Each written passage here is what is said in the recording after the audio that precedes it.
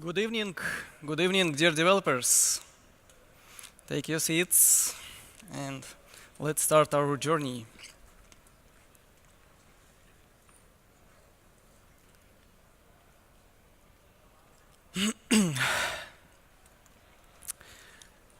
Our today's question is, can we have web platform as a welcoming place for our apps where we develop applications for, where our users run applications for, as a really cross-platform experience? And I don't know the answer, but I want to believe. My name is Maxim Salnikov. I came to you from Norway.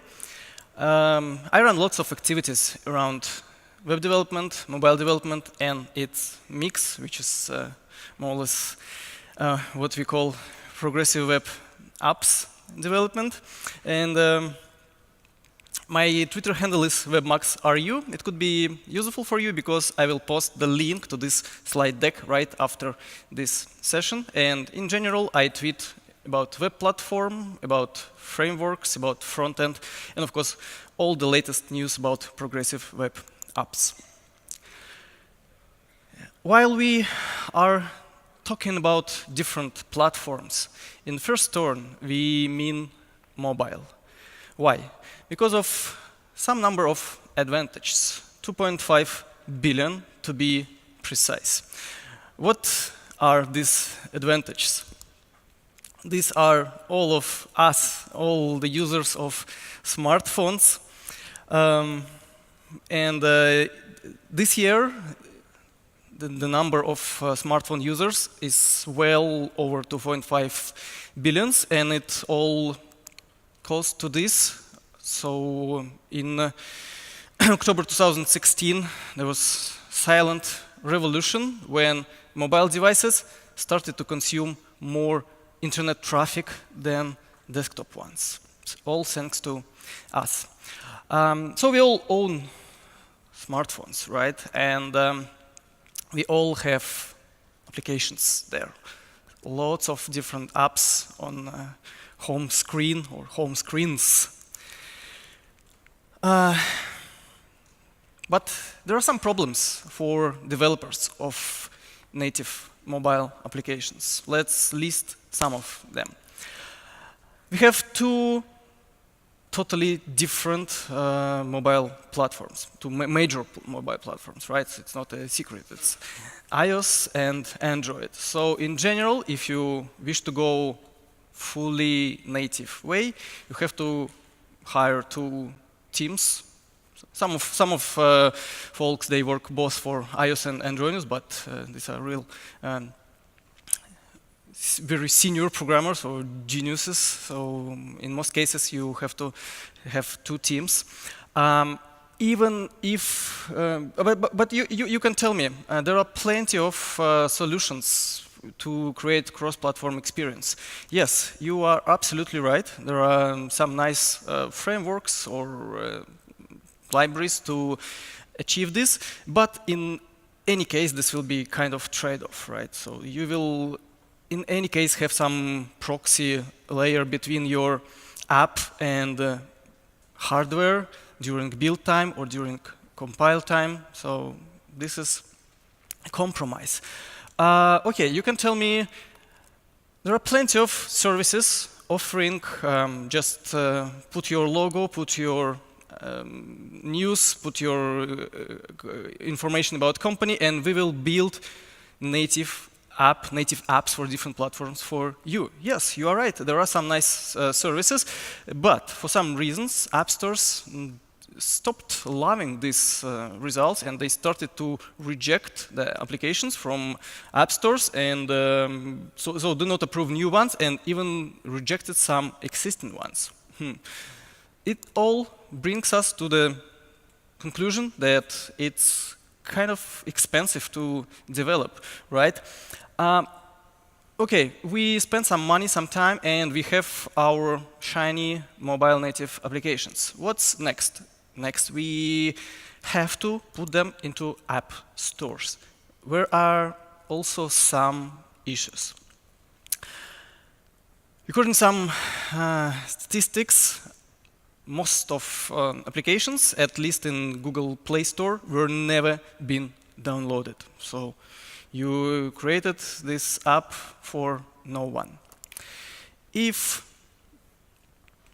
downloaded, if you are lucky, still lots of users, more than half of users, at least in US, just didn't install anything last month, and they don't have a plan to install anything today or tomorrow or this month. This is real life. So this is what I call mobile native apps fatigue, or app stores fatigue. Even if you're lucky and your app was downloaded, it's quite challenging to make money on this. Again, according to statistics, very few publishers get main piece of the revenue in general. What we have, it's very expensive to get users for our very expensive mobile application. Okay, let's try web. What if we go for pure web technologies? And this try started right after we got mobile phones which can display at least something close to what we have on our desktops, right? Some tiny display. And maybe you know the name of this technology we used for not so long time to create, say, web sites for mobile devices. So anyone who remember how that's called? Yes, WAP, and its language WML. This try was not very successful, and in 2010, very serious magazine told that, okay, web, you are good, but we don't want you. And this was the time when there was a kind of mantra: if you need something, there is a native mobile app for this. And this is time when we started to get these dozens of apps on our first ever iPhones. Furthermore, 2 years later, we got this quite famous saying by very famous person who asked developers to create version of this social media network using web technologies for mobile devices, and was very unhappy with the results. Maybe you know the person who said this. Yes, it was Mark Zuckerberg. It was after they released web-driven version for mobile devices of Facebook, of course. Okay, it was 7 years, no, still 6 years ago, right? Let's fast forward. What do we have now? What is the state of web today? It's totally different. First, performance. On every large IT conference or front-end conference or large event like Google I/O, like Microsoft Build, like Chrome Dev Summit, there are a session or two about we improved the performance of JavaScript engine, which is crucial for all this mobile web story, right? So this is under constant improving. For example, and funny that it goes different direction with mobile operating systems. I can say about my iPhone 6s, with every new operating system, it gets slower and slower for some reasons. Another really important point is we now have almost full or quite decent access to all the nice set of hardware features we have on our mobile devices. So this is really cool.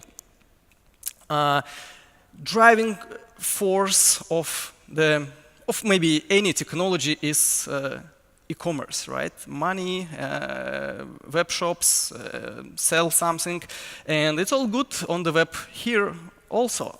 We got nice new APIs dedicated to authentication and payments, like seamless payments.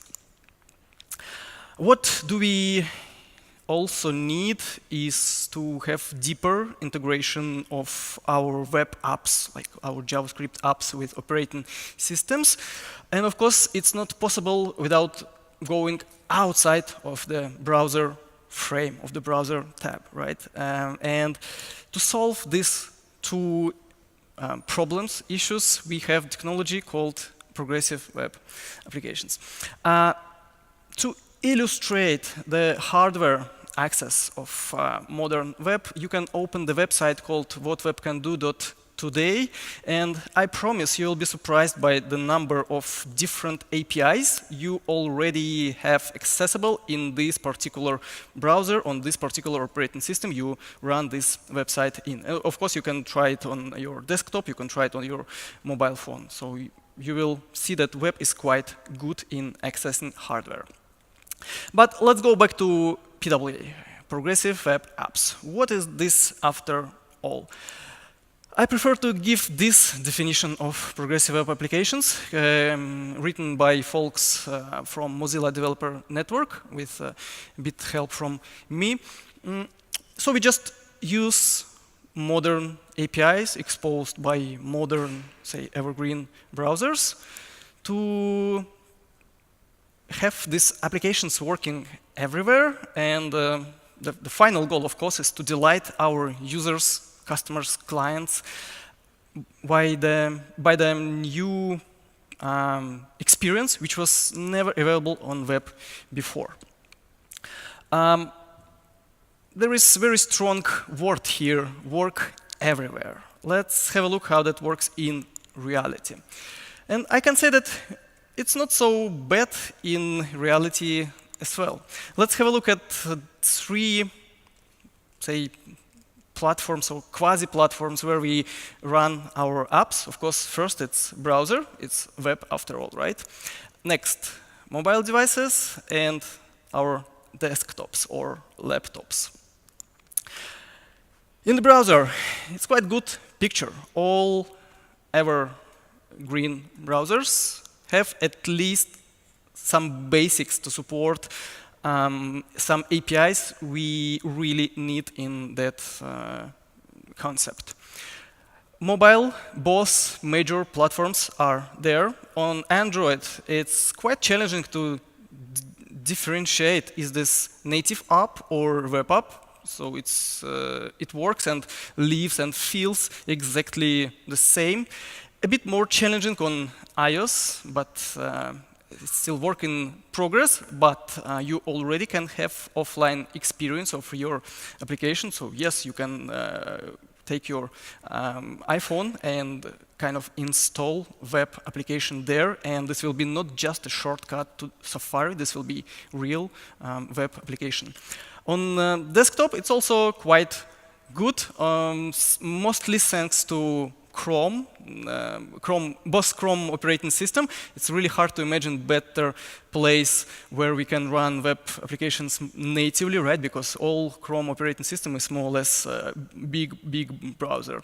But on other systems using Chrome, on Windows, on Linux, you can also install your web application, and it will follow the rules of this operating system. So this will be, say, quasi or almost native app, and very soon we'll get the same support for Mac. Now you can test it right today by just enabling corresponding flag. This level of support caused me to invent this tag, hashtag on Twitter, Year of PWA. It's quite popular now. So when you, when I or someone else posts something really important about PWA, service workers, web app manifest, we use this tag. It's like, oh, something nice happened.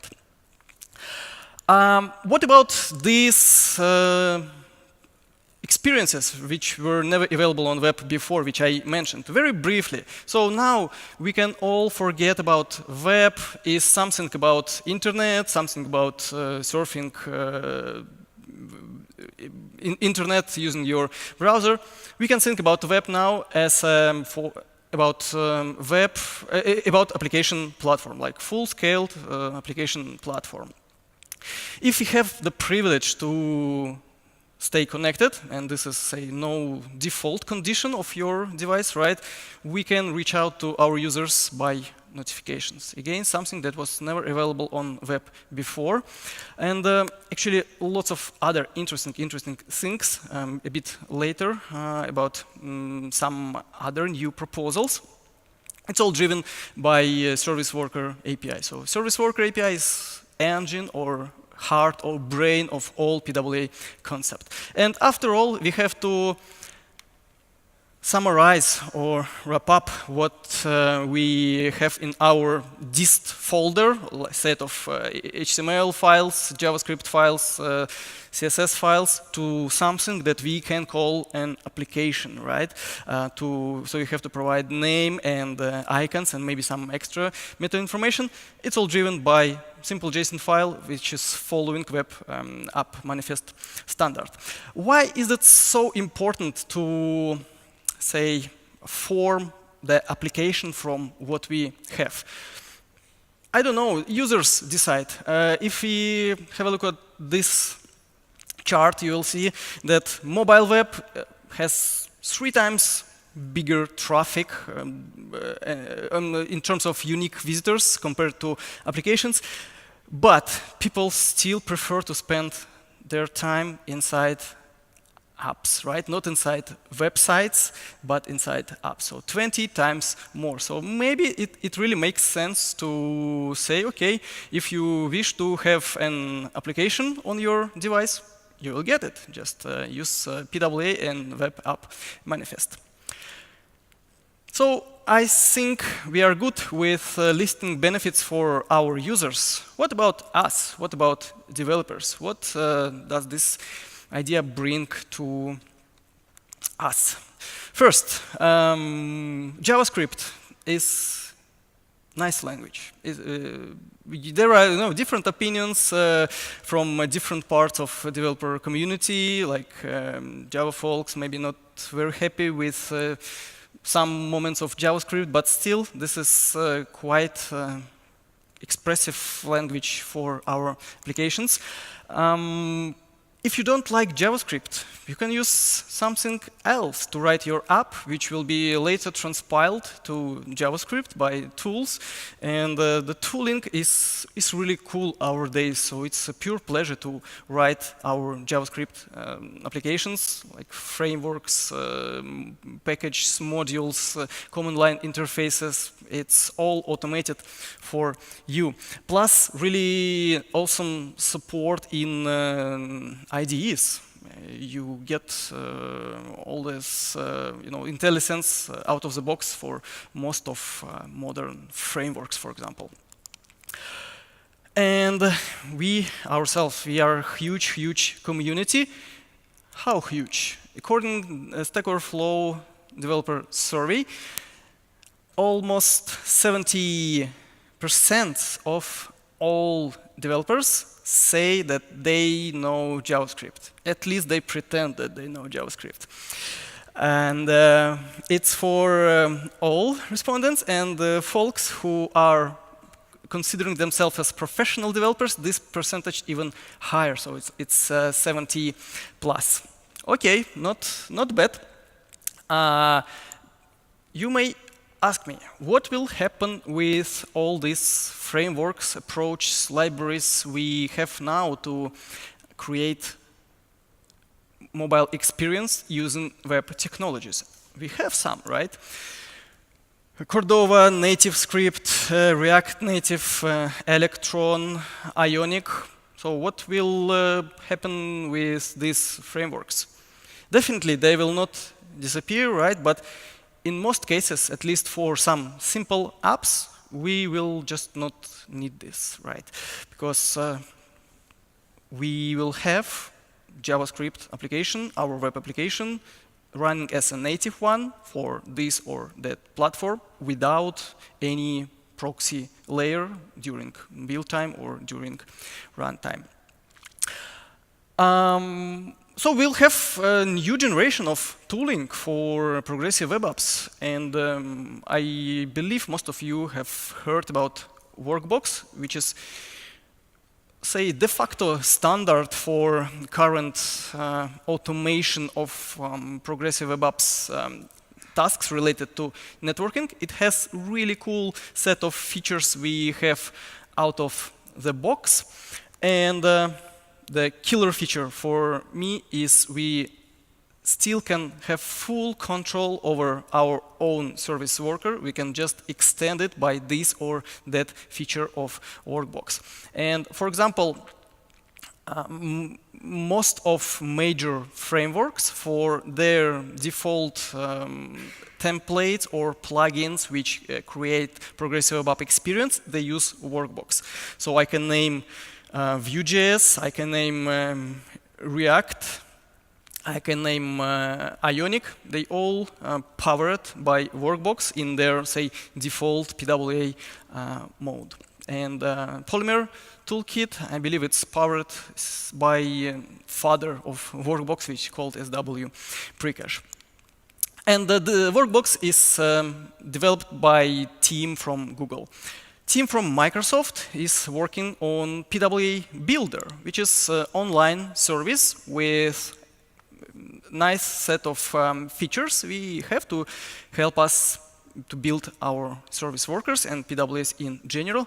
But what's really nice here is you can generate projects to wrap your PWA into native if you really need this. So for some cases, you need to take your web application and create, for example, set of files for Xcode or set of files for Android Studio to run it inside WebView to add some features which are not available for PWA for this or that platform. So PWA Builder will automate this task for you. So you will get the set of files ready to go. Okay, so it looks very interesting, all this story, right? Are there some challenges? Of course, like in any technology, like in any methodology, there is no silver bullet still. First of all, and what's annoying me most, and I believe most of developers, is breaking changes.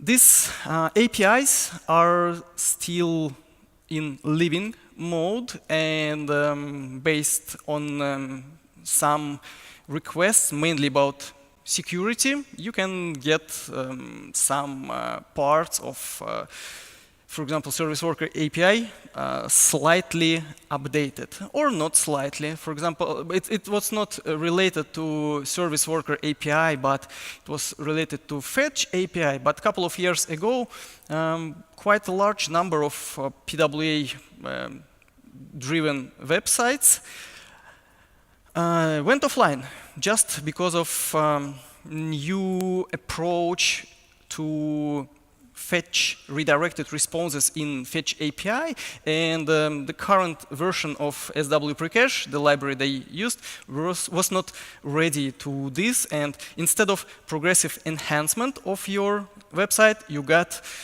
regressive degradation, so it was just offline. Okay, maybe that was the worst case ever. Quite a recent story about Workbox, again related to redirection. So maybe you have to think twice about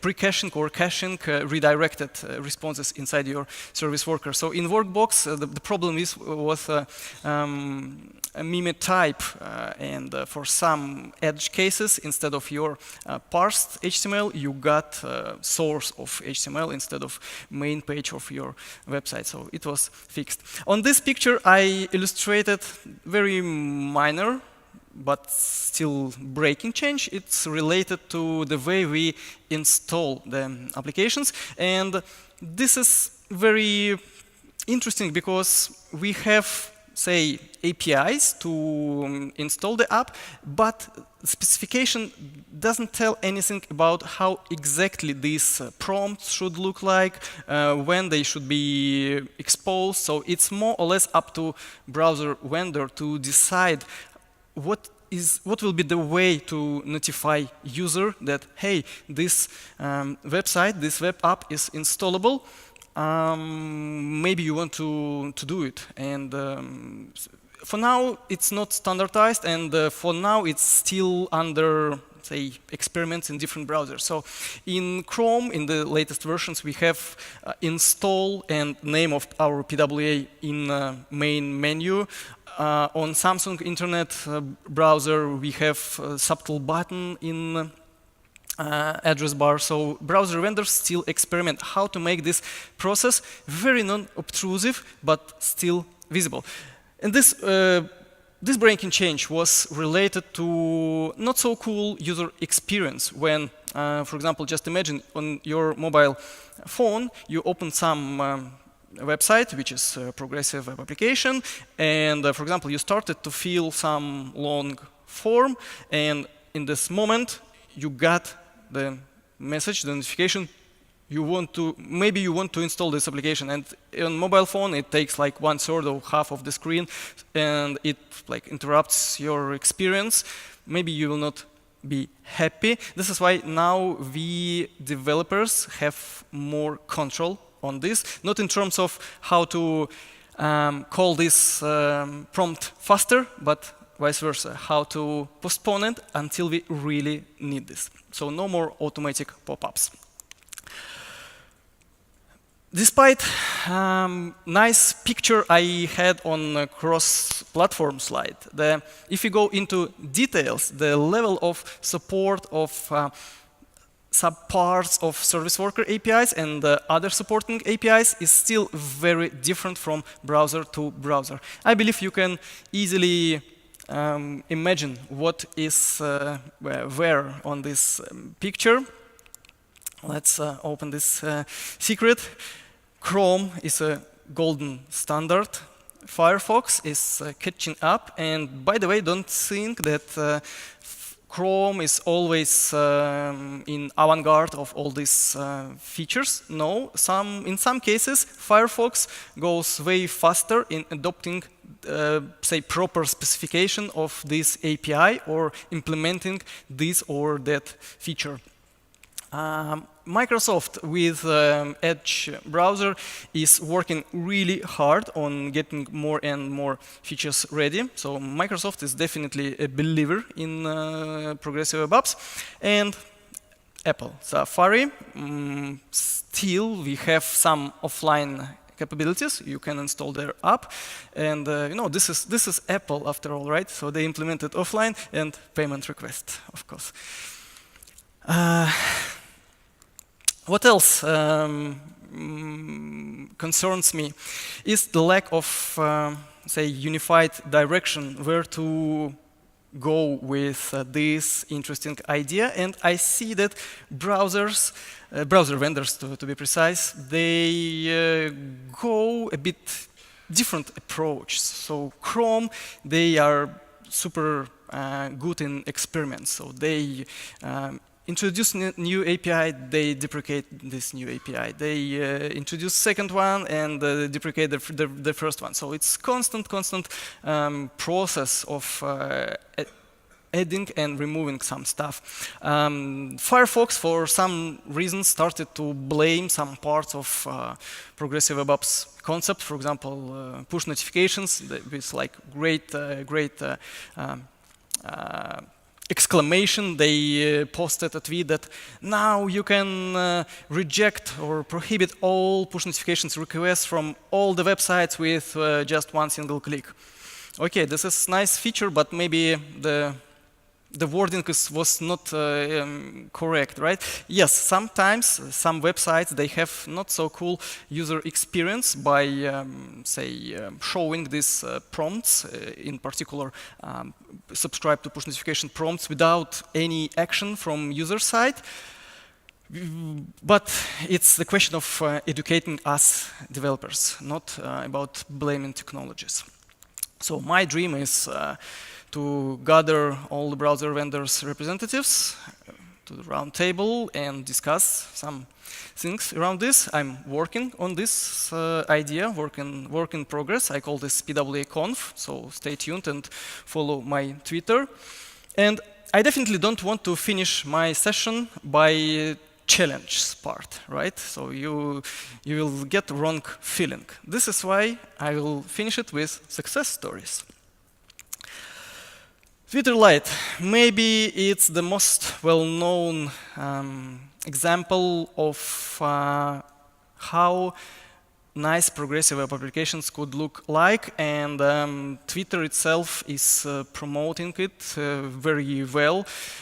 They present on many developer conferences about this use case, and it's all about numbers in case of Twitter, right? So it's good for users that it's so lightweight, and it's good for Twitter itself that users spend more time and send more tweets using this lightweight application. And if you install it to your Android device, you will not feel a big difference between mobile native Twitter, like written in Java or Kotlin, I don't know, and this web-driven Twitter. Maybe PWA will work a bit faster. Who knows? Let's try. Uber, or I forgot to mention one thing about Twitter. It was so successful experiment that very soon they will move what they have on mobile.twitter.com to just twitter.com. So this will be a PWA by default for all the users. Now they roll out this release for some segments of their users. Muber, mobile Uber, again, super lightweight, but still contains all the core functionality. So why is this important to have your application size in kilobytes, not in hundreds of megabytes? So mainly these are for the cases when you pay serious money for mobile cellular traffic, right? So in some countries it's still a big issue. And Lancome is a great example of business-oriented use case. There is a link to a really interesting article about how it's all started for Lancome. So they basically sat and started to think, okay, we need some kind of mobile application. Which options do we have? Okay, for option number one, hire 2 teams, mobile native teams, or maybe use some workarounds, maybe to miss some features, but still release a progressive web app. And they went the second option, and they are very happy with what they got in results. Again, for business, it's all about numbers, numbers, numbers. Lots of other interesting stories from quite famous companies, and of course, way more from, say, smaller projects, where you have to save some money on application development. And last section, what about the future of this idea in general? I believe many of you have seen Chrome Developer Summit, which happened 1 week ago. I was lucky to be there in person, and this year there were no PWA like word in titles of the sessions. Maybe not in a single title you will not find the PWA or progressive apps.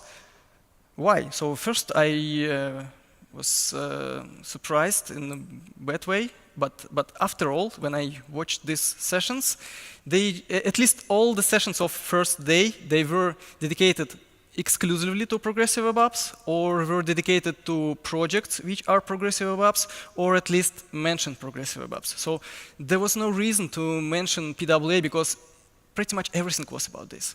So basically what is Google doing now? They commoditize PWA by making this more or less default option how you build your web applications.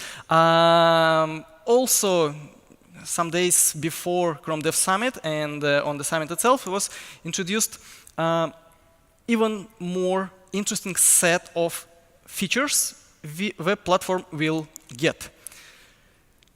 Writable files. So we have to have an access to file system.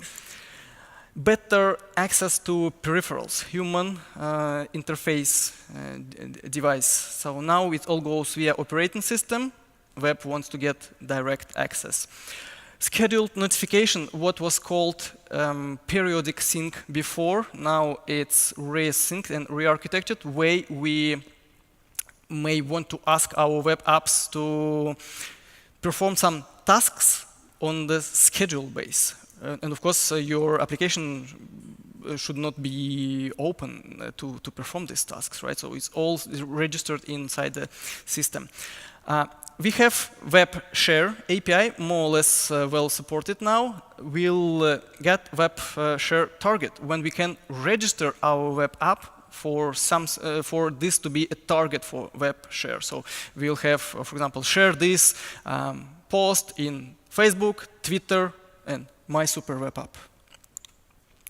Wake lock, we want to have ability to ask our application not to give permission to the operating system to turn off the screen. For some use cases, this is very important. For example, I don't know, map application. And inside service worker, we'll get an access to our cookies. Now it's impossible in general sense because in service worker we can only use asynchronous APIs, but reading cookie is a synchronous one, so cookie store will solve this. Idle detection and many more. Maybe you know how this project inside the Chrome called, its internal name. It's like tasty, but very dangerous. It's called Project Fugu, like this fish. Okay, it was Google's vision. What like serious analytics companies say about this? It's a quote from Gartner. So in a bit more than 1 year, PWA have a chance to replace half of, say, regular native apps. Maybe, what do they mean by general purpose consumer facing? For me, this is just non-specialized ones, which don't require, say, full access, real full access to hardware, real like full performance of hardware. But web is getting closer even to these points. We have now web assembly, which is working absolutely fine inside progressive web apps. We have Forrester, which is saying that companies will spend quite a serious money to reinvent mobile web, but to be honest, I don't understand where to invest this crazy money because we have pretty much everything in place, and it's called progressive web apps. It's called Service Worker API. It's called Web App Manifest Specification. Let's just go and use this. One more analytic, not company, but one person. I don't know who is this. Who is this? Maxim. And he's quite smart to not give any dates. But let's see what Maxim says. What we have now as a mobile native application, what we have now as a desktop native application, and what we have now as a progressive web application have a chance to become just a web application. So basically by say evangelizing, by advocating progressive web apps idea, we are killing it. Why? Because this will be just default way we build our apps. At least maybe most of the applications will have service worker, will have web app manifest, and they will look like applications, not just regular websites. And by the way, for some period of time, when you used create React app starter to scaffold your new React application. It's like an official library from React team. It was progressive by default. So by default, it registers service worker for you and created all this stuff. But after all, developers told, no, for now, this is a bit more complex than we expect. I mean, complex in terms of predictability. If you never heard about service worker and you created scaffolded fresh app and you started to work on this, you may be surprised by its behavior. For example, when it's pre-cached everything and you hit reload and it's still old. So yes, we need a bit more education on this before making this a default way.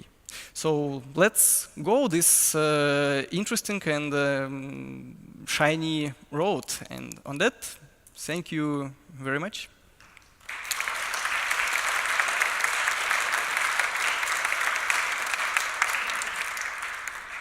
This is my Twitter. I will post my slides, and if you have any questions, feel free to ask.